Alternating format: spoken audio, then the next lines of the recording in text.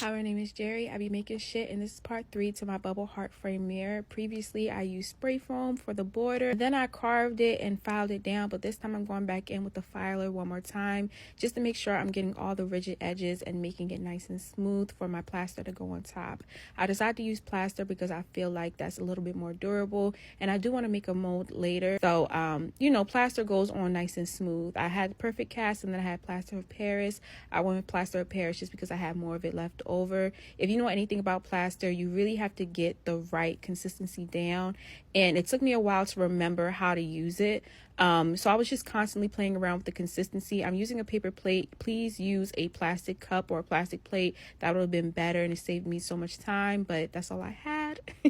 Because the foam isn't smooth and it's a little rigid, I'm going to use 2 layers of plaster, and I'm going to sand it between each layer with my electric filer. Y'all keep screaming at me to use sand and paper, but the electric filer works way better, and I'm going to show y'all in part 4.